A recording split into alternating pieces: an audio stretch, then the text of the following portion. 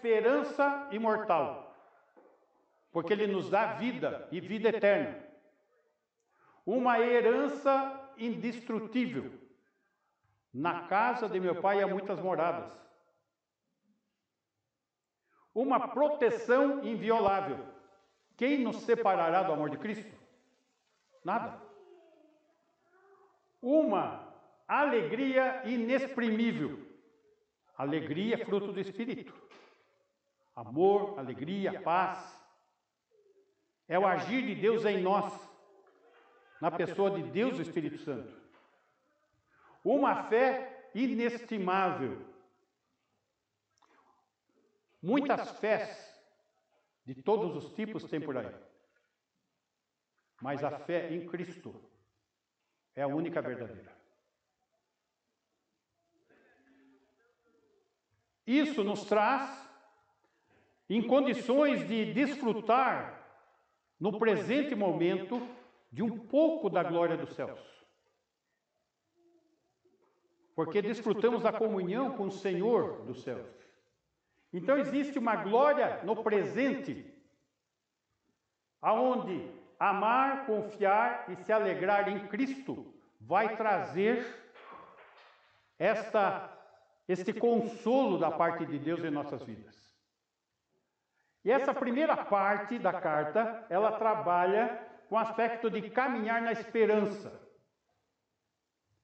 Devemos caminhar na esperança que temos em Cristo. Começamos a segunda parte da carta. A segunda divisão, que vai do versículo 13 até o 2:10, onde ele vai estar trabalhando o caminhar em santidade. Aqui foi caminhar em esperança. A segunda parte da carta, ele vai estar trabalhando o caminhar em santidade, para podermos desfrutar dessa glória no presente, como parte dela. Cantamos isso, não sei se vocês perceberam na letra. Muito bem, vimos no domingo que Deus é santo. Sede santos, porque o Senhor nosso Deus é santo. Nós temos que refletir o caráter dele no nosso viver cristão. Então devemos caminhar em santidade. Hoje, do versículo 17 ao 21, que nós vamos estar vendo, nós vamos verificar que Deus é Pai e Ele nos ama. Só que Ele é um Pai que traz disciplina para o nosso bem. Para isso precisamos valorizar a obra de Cristo. O amor expresso na pessoa do Filho, para que nós possamos andar nesse caminhar de santidade. Nós precisamos enxergar como Tiago enxergou. Tende por motivo de toda alegria o passardes por várias provações, sabendo que a provação da vossa fé, uma vez confirmada, produz perseverança. A prova é para o nosso crescimento. Capítulo 1, versículo 17.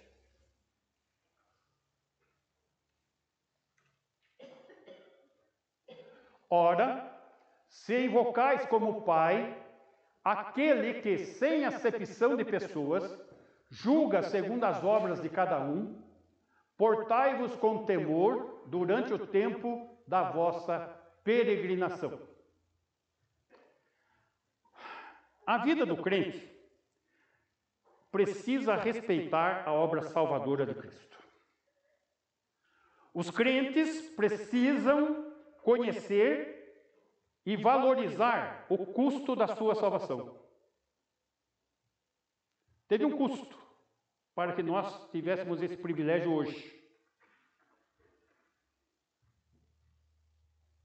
Éramos filhos do maligno, como também os demais.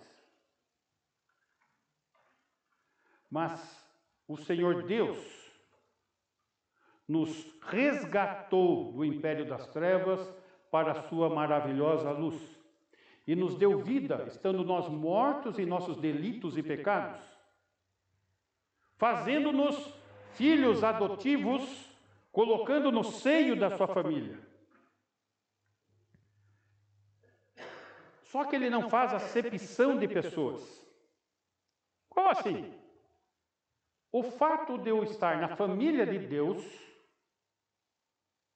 isso não vai me deixar impune às disciplinas necessárias. Deus não faz concessões ao pecado.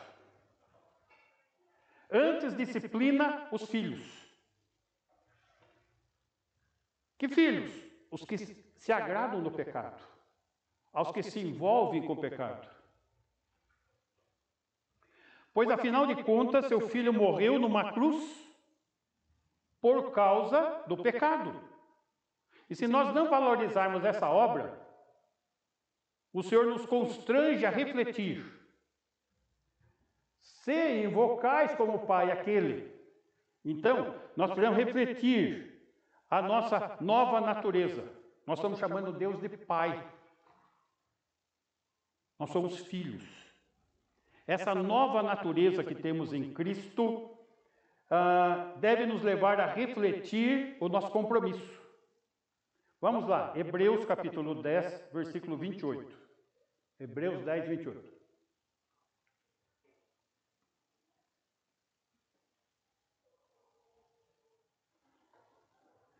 Sem misericórdia, morre pelo depoimento de 2 ou 3 testemunhas quem tiver rejeitado a lei de Moisés. Isso era no Antigo Testamento. Então, quem pecasse deliberadamente, a pena era morte, por apedrejamento. Puxa, mas como Deus era duro no Antigo Testamento. Vocês estão enganados. Ele é mais duro agora na superabundante graça que Ele nos dá. Versículo 29. De quanto mais severo o castigo, mais severo, julgais vós, será considerado digno aquele que calcou aos pés do Filho de Deus e profanou o sangue da aliança com o qual foi santificado e ultrajou o Espírito da graça? Percebam só, mais severo o castigo para o crente que calca aos pés o Filho de Deus. Não está levando em conta o seu sacrifício, não está valorizando a obra de Cristo, está calcando o pé sobre a obra de Cristo, profanando o sangue da aliança. Somos comprados por sangue. Então, mais severo castigo. Versículo 30. Ora, nós conhecemos aquele que disse: a mim pertence a vingança, eu retribuirei. E outra vez, o Senhor julgará o seu povo. Está falando de crente aqui, gente. 31. Horrível coisa é cair nas mãos do Deus vivo. Meus irmãos, precisamos levar a sério o privilégio de pertencermos à família de Deus. Nós somos chamados de cristãos, de crentes, de filhos de Deus, mas temos que viver de acordo com isso. E é isto que ele está colocando. Se invocais como Pai, porque temos uma nova natureza, somos nascidos de novo. Voltando lá no nosso versículo, por favor, Claudinho. 1,17. 1 Pedro 1,17. Ora, se invocais como Pai aquele que, sem acepção de pessoas, julga segundo as obras de cada um, portai-vos com temor durante o tempo da vossa peregrinação. Julga segundo as obras de cada um. De que julgamento é este que ele está falando? Ele não está falando deste julgamento de Hebreus que eu mostrei para vocês. Esse julgamento de Hebreus é algo aqui, no presente. o texto está se referindo ao julgamento das obras dos crentes após o arrebatamento. Isso chama-se o tribunal de Cristo. Segunda carta aos Coríntios, capítulo 5, versículo 9.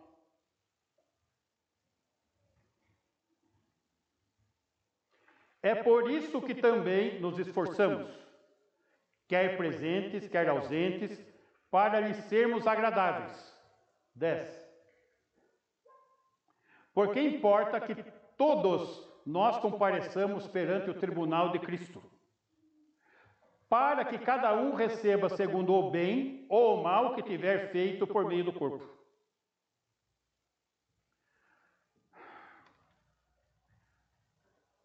A Bíblia fala que a igreja de Cristo é a noiva e que Jesus é o noivo. A palavra, ela trabalha muitos aspectos do casamento. Mas de qual casamento? Do casamento judaico. Não desse casamento ocidental que nós temos aqui. O casamento judaico. E o casamento judaico, ele segue uma sequência. Primeiro, é estabelecida uma aliança com os pais. Num contrato de casamento com seus filhos. Os filhos, diante da comunidade judaica, e são considerados já comprometidos documentalmente. Nesse período, o noivo manda recursos para a noiva, para comprar o enxoval do noivo. No casamento judaico, a pessoa principal é o noivo, não é a noiva. A noiva compra o enxoval do noivo. Se Cristo é o noivo, ele enviou para a noiva, que é a igreja, os recursos para o enxoval, que são os dons. Esses dons vão produzir o enxoval do noivo, que vai ser julgado no tribunal de Cristo. Então, como que era o casamento judaico? O noivo sai da casa do pai do noivo em direção da casa do pai da noiva. A noiva sai da casa de seu pai e vai em direção ao noivo. E se encontram no meio do caminho. Arrebatamento, nas nuvens. Em seguida, eles vão para a casa do pai do noivo, para os céus. E lá o noivo vai julgar o quê? O enxoval, o tribunal de Cristo. O enxoval que foi adquirido com os recursos que o noivo mandou, os dons. Aí, o noivo vai ver aquilo que honra a ele. Quais são as peças do enxoval que estão glorificando o noivo? E quais são as peças do enxoval que não são dignas do noivo? Ele despreza. O que nós devemos produzir com os dons? Boas obras. Produzir coisas que glorificam o Senhor. Não estou falando de boas obras no sentido espírita, no sentido católico, mas estou falando de boas obras, aquelas que são produzidas para o louvor da glória de Deus. Então, eu posso fazer alguma coisa, Dona Helense pode fazer alguma coisa igual a mim, e chegar na hora da prestação de contas, o que ela fez rendeu glória ao Senhor, e o que eu fiz não rendeu. Mas fizemos a mesma coisa. O Senhor vai julgar a motivação. Com que motivação você fez aquilo? Honrou ao noivo? Porque se não honrou, vai ser descartado. É isso que está sendo trabalhado aqui nesse texto.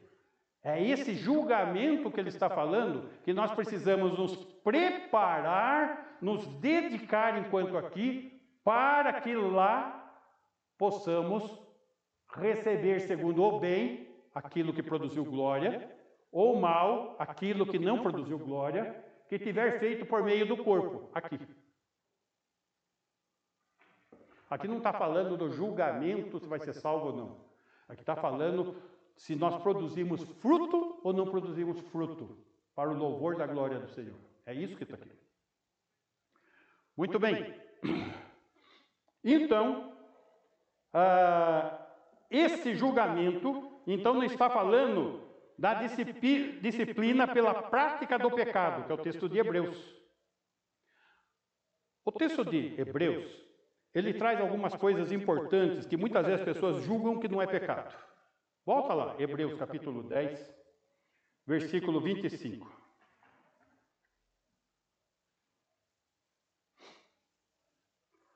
Não deixemos de congregar-nos, como é costume de alguns. Antes façamos admoestações, e tanto mais quanto vedes que o dia da vinda, da prestação de contas se aproxima. Pessoal, o pessoal não leva muito a sério a questão da presença nos cultos. Não deixemos de congregar-nos. Aqui está sendo apresentado como problema grave.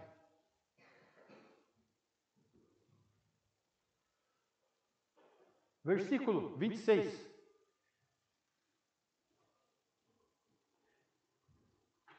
Ô, Claudinho, peguei você na... Versículo 26.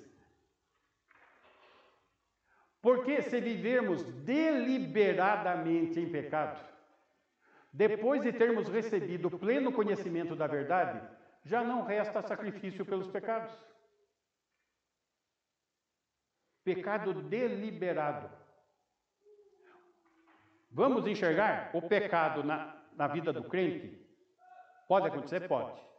Mas tem que ser visto como um acidente. Mas quando o pecado é deliberado, é de caso pensado, é planejado. O que Tiago fala? Que o pecado, uma vez concebido na mente, ele vai para a prática. Ato deliberado. 27. 27, Claudinho? Aí. Pelo contrário, certa expectação horrível de juízo e fogo vingador prestes a consumir os adversários. Que a pessoa que deliberadamente comete pecado, ela se faz adversário de Deus. E Deus não faz acepção de pessoas.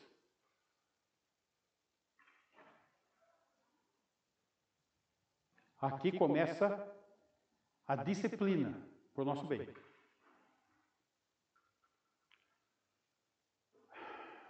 Hoje nós estamos num mundo onde eles não estão permitindo você pôr seu filho muito na linha, não, sabe? Aí, o que está acontecendo com a sociedade?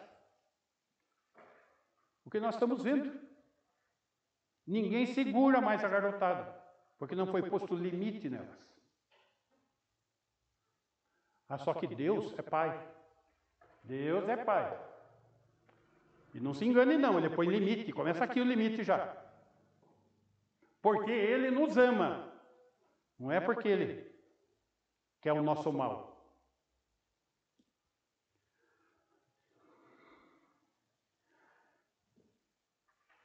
Voltando para o nosso texto, Claudinho. Só estou esclarecendo os tipos de julgamentos como são diferentes. Mas todos eles feitos por Deus. Ora, se invocais como Pai aquele que sem acepção de pessoas julga segundo as obras de cada um, a prestação de contas lá, que é o enxoval, portai-vos com temor. Temor. Então aqui ele está trabalhando o quê? As obras e o temor.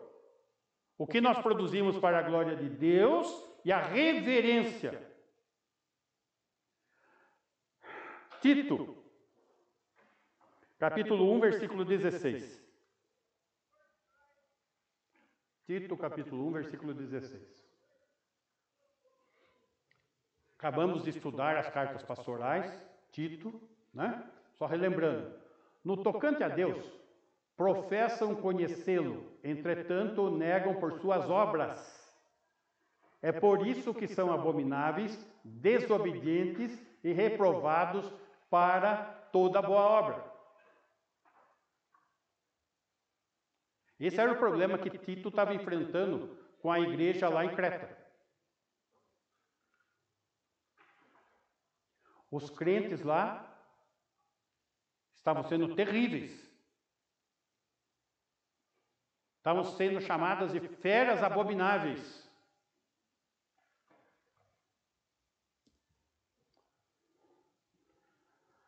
Capítulo 2, versículo 7 de Tito. Torna-te pessoalmente padrão de boas obras. Olha a orientação de Paulo para Tito. Seja exemplo. No ensino, mostra integridade, reverência, boas obras e temor. Reverência. 8. Linguagem sadia e irrepreensível, para que o adversário seja envergonhado, não tendo indignidade nenhuma que dizer a nosso respeito. Esse é o papel do crente, esse é o papel da igreja.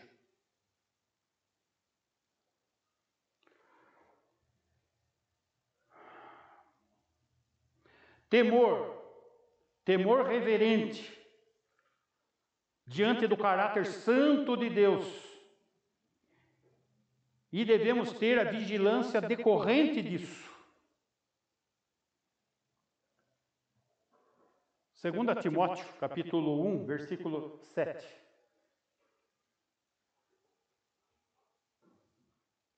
Timóteo 1, 7. Porque Deus não nos tem dado espírito de covardia, mas de poder, de amor e de moderação. Obras e temor. E não virar as costas para Deus e não produzir nada. Eu acho que nós temos um exemplo claro na Bíblia, quando o povo de Israel chega diante da terra prometida. É interessante você ver a sequência de eventos ali. O Senhor Deus abre o mar, o povo passa, chega do outro lado com uma vitória festiva, cantando, declarando que vão para a terra prometida e vão tomar posse independentemente de todos aqueles povos. Mas quando chegam lá, se acovardam, viram as costas e vão para o deserto. E lá permanecem por 40 anos, por causa de um coração incrédulo. Interessante que Hebreus 3 chama eles de santos irmãos. Caíram na fé. E podiam usufruir de uma vida abundante, usufruir de paz, usufruir de refrigério na terra prometida, mas fizeram da sua vida um deserto até a morte. 40 anos para que morresse toda aquela geração.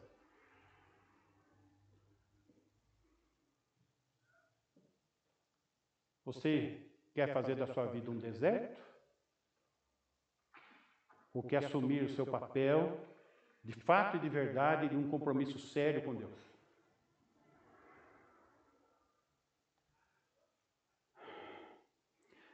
Hebreus 12, versículo 28.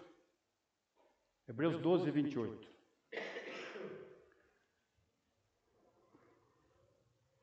Por isso, recebendo nós um reino inabalável, retenhamos a graça, pela qual sirvamos a Deus de modo agradável, com reverência e santo temor. 29. Porque o nosso Deus é fogo consumidor. Ele não faz acepção de pessoas. A disciplina começa dentro da casa. Começa aqui.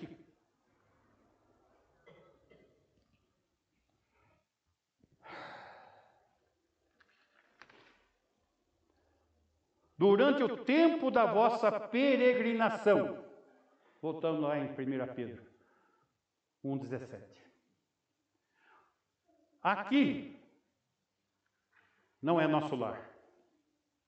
Então, nós não devemos nos acomodar, não devemos imitar o comportamento do mundo.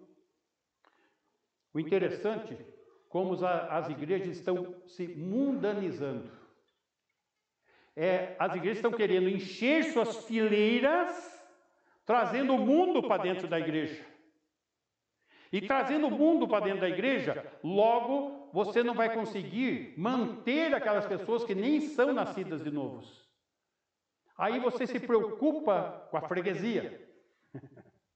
E nessa preocupação com a freguesia, daí começa a se oferecer coisas que profanam a glória de Deus e não santificam a glória de Deus. Precisa muito cuidado com isso. Então, devemos o quê? Lembrar do nosso destino celestial, a casa do Pai. Devemos nos portar como cidadãos dos céus neste mundo cujo Deus é Satanás, cujos seus filhos, a humanidade, são todos filhos do diabo. Nesse território hostil, nós temos que viver como cidadãos dos céus. Essa é a questão. Versículo 18. Sabendo que não foi mediante coisas corruptíveis, como prata ou ouro, que fostes resgatados do vosso fútil procedimento, que vossos pais vos legaram. Resgatados do vosso fútil procedimento. O que é ser fútil? Fútil é aquilo que é sem importância, é aquilo que não tem valor, é aquilo que é insignificante para Deus. Vamos pensar em algumas coisas fúteis. Moda, celebridades, roupas, status social, bens supérfluos, fixação em dinheiro, jogar conversa fora. Isso é futilidade.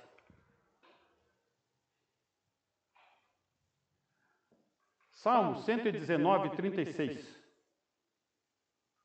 O salmista conseguiu enxergar essa questão.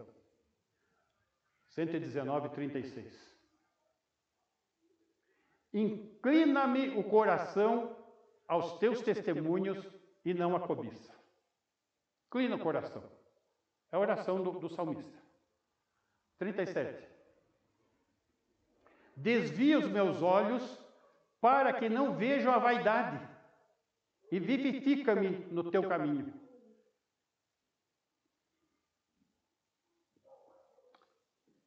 Essa perspectiva do salmista deve ser a nossa perspectiva.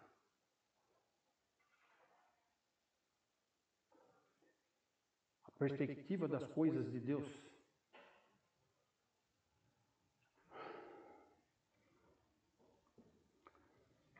Nós fomos resgatados. Voltando lá no 18, por favor. Resgatados, libertados mediante um preço. Fostes resgatados do nosso procedimento. Resgatar, redenção. A palavra redenção tem a ideia da compra de um escravo. O escravo, no mercado de escravos, ele é comprado, éramos escravos do pecado, ele é comprado, ele é liberto das algemas do pecado, a verdade vos libertará, e ele não mais será vendido no mercado novamente. Essa é a ideia de resgatado, essa é a ideia de redenção. Agora, essa ideia de redenção, meus irmãos, é o seguinte. Tem países que ainda têm escravidão. E os escravos têm preço.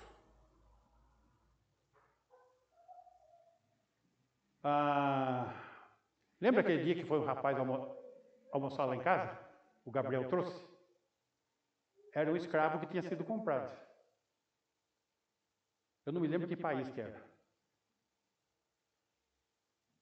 Mandamos uma oferta, compramos o escravo e ele almoçou lá em casa. O dinheiro pode comprar o escravo. Mas da escravidão do pecado não tem dinheiro no mundo para pagar esse preço. Só o sangue de Cristo. Essa é a questão.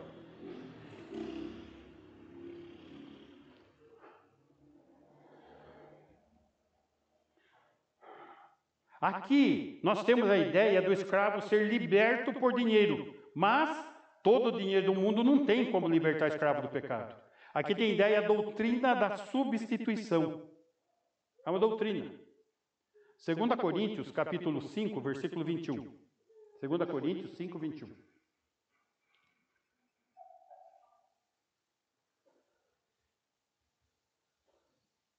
Aquele que não conheceu o pecado, ele o fez pecado por nós, para que nele fôssemos feitos justiça de Deus.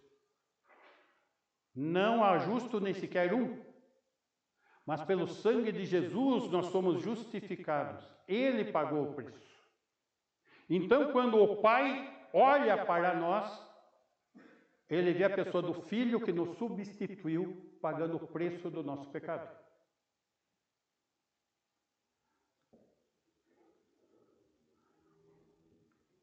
Versículo, voltando lá, versículo 19. Mas pelo precioso sangue, como de cordeiro, sem defeito e sem mácula, o sangue de Cristo. Note que Pedro aqui está se reportando aos mesmos dizeres que estão lá no texto de Êxodo 12, da Páscoa judaica, na libertação do povo do Egito, onde o cordeiro foi sacrificado, o sangue passado nos umbrais da porta, para que o anjo da morte não levasse o primogênito. Então, ali iniciou o princípio, onde a coisa amplificou. Como amplificou? Quando Adão pecou, logo em seguida é sacrificado um animal em favor do homem. Um cordeiro por um homem. Quando chega aqui, na referência do texto da Páscoa, é a primeira vez que o cordeiro é para uma família. Guardava todos os da família, da casa. Depois o povo é liberto da escravidão do Egito, vai para o deserto, constrói o tabernáculo, e daí o cordeiro é sacrificado em favor da nação de Israel. O cordeiro, animalzinho. Quando chega o Senhor Jesus, o Cordeiro de Deus que tira o pecado do mundo, João Batista identifica: eis o Cordeiro de Deus que tira o pecado do mundo. Um cordeiro pelo mundo. Note a sequência: o cordeiro por um homem, o cordeiro por uma família, o cordeiro por uma nação, o cordeiro pelo mundo.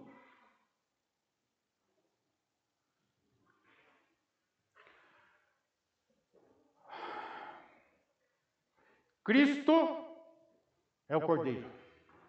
Ele é o sacrifício. Estudando sobre tabernáculo, nós vemos que o tabernáculo que foi construído no deserto é uma réplica do tabernáculo celestial, aonde Jesus, o sumo sacerdote, entra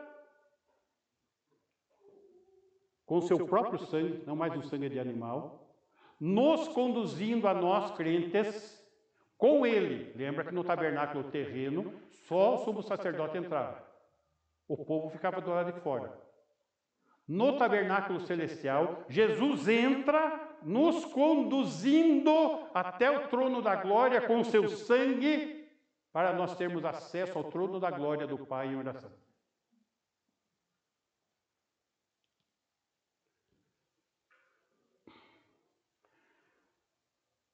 Versículo 20. Conhecido com efeito antes da fundação do mundo, porém manifestado no fim dos tempos, por amor de vós. Deus é Pai. Não se engane, Ele não faz acepção de pessoas. E nos ama. E precisamos, por isso, valorizar a obra de Cristo. O amor de Deus que entregou seu Filho. E isso não foi um acidente. Foi um plano estabelecido pelo Pai antes da fundação do mundo.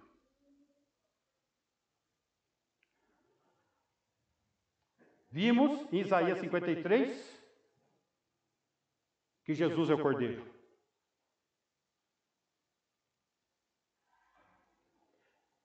Isaac, filho de Abraão, perguntou para Abraão: mas onde está o Cordeiro?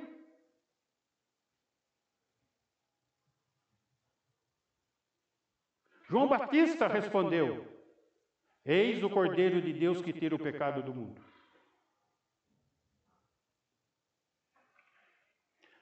Apocalipse capítulo 5, versículo 11.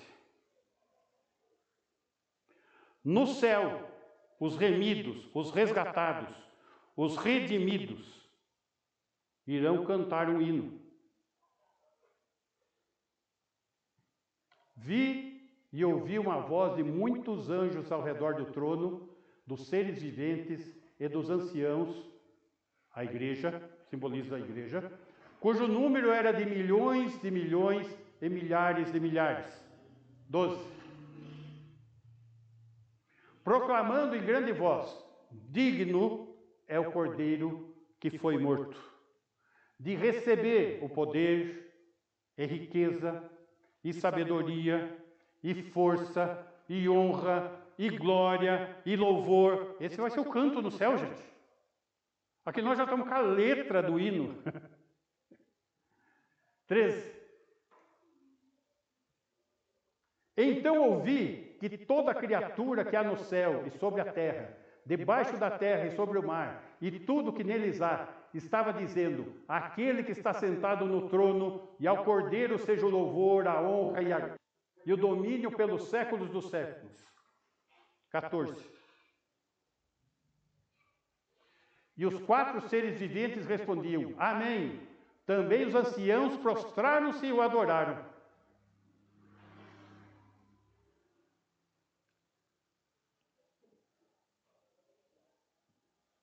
Quando a gente for trabalhar um pouquinho de Apocalipse, nós vamos ver que os anciãos representam a igreja de Deus, que chegam diante do trono do Pai, lá no capítulo 4, e depositam suas coroas ao pé de Deus Pai, para o louvor da glória dele, que são os galardões,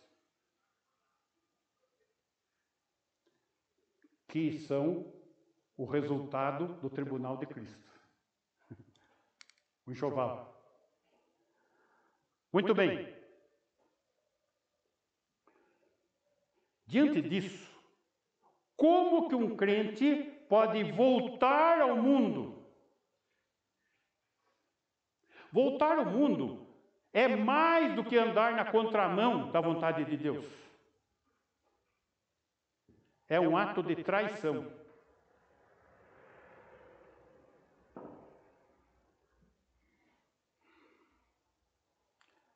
Versículo 21, voltando lá, para a gente concluir.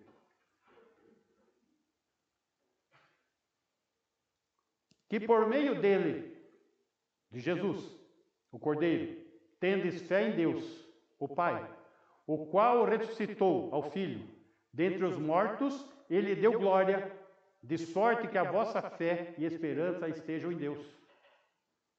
A nossa fé e esperança tem que estar em Deus.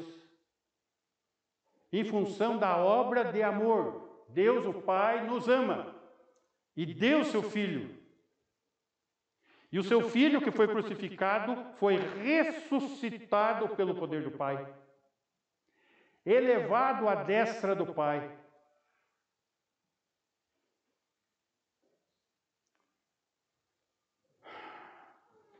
Efésios capítulo 1, versículo 19. Efésios 1, 19.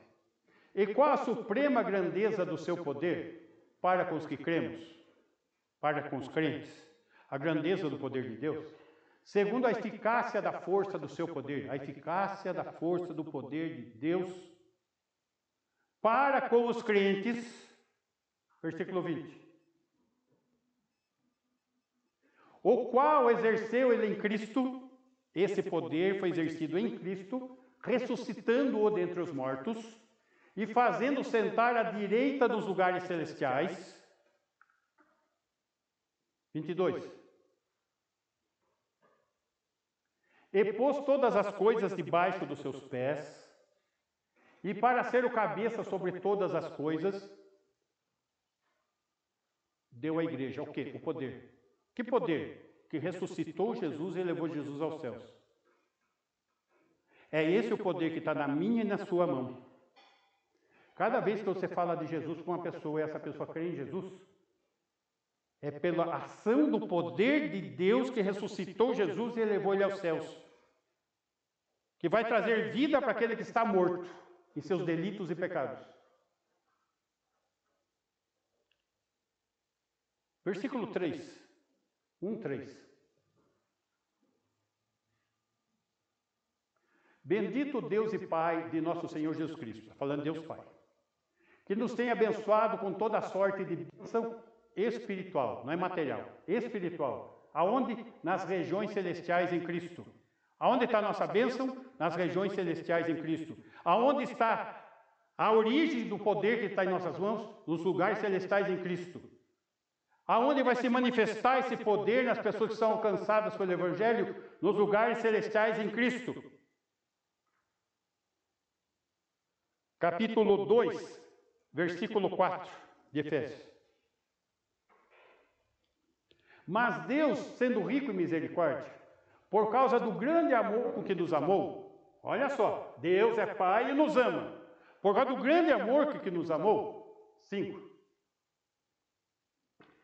E estando nós mortos em nossos delitos e pecados, éramos escravos do pecado, o salário do pecado é a morte, nos deu vida juntamente com Cristo. Pela graça sois salvos. Por que juntamente com Cristo?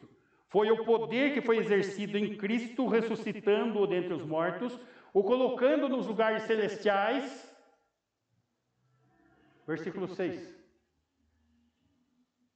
E juntamente com ele, com Cristo, nos ressuscitou. Gente, nós nem morremos ainda, mas o texto está no passado. Porque nós recebemos vida eterna. Já estamos ressuscitados por direito. Nos ressuscitou e nos fez assentar nos lugares celestiais em Cristo Jesus. Já estamos à destra do Pai. Por isso ele nos dá vida e vida eterna. E junto com a vida eterna, ele nos dá o quê? O poder de poder resgatar outros que estão mortos em seus delitos e pecados.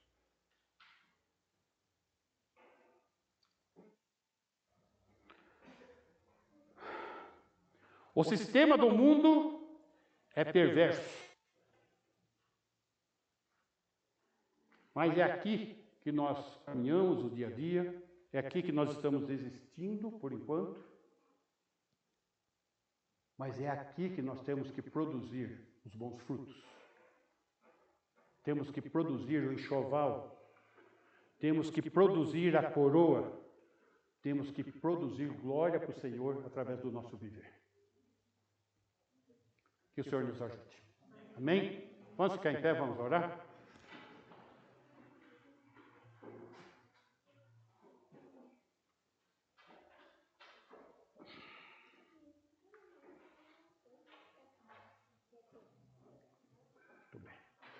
Você pode fazer essa oração, Fernanda?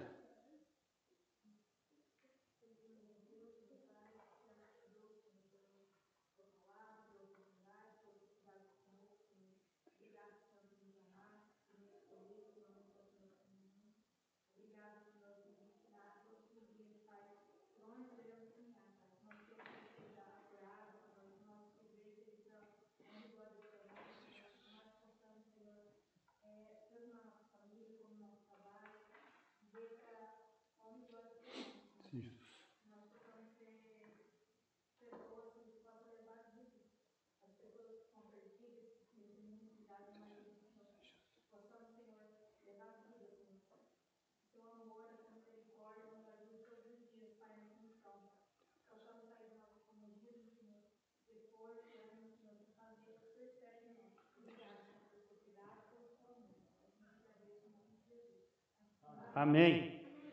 E que o amor de Deus o Pai, amor manifesto na pessoa de Jesus Cristo, seu Filho, que tem derramado superabundante graça, Senhor, sobre as nossas vidas a cada dia, e tem se feito presente em nós, na pessoa de Deus, o Espírito Santo, que tem nos consolado, tem nos ensinado e tem nos guardado até o dia de nos encontrarmos. Que assim seja com a tua igreja hoje e sempre. Amém. Ok, irmãos?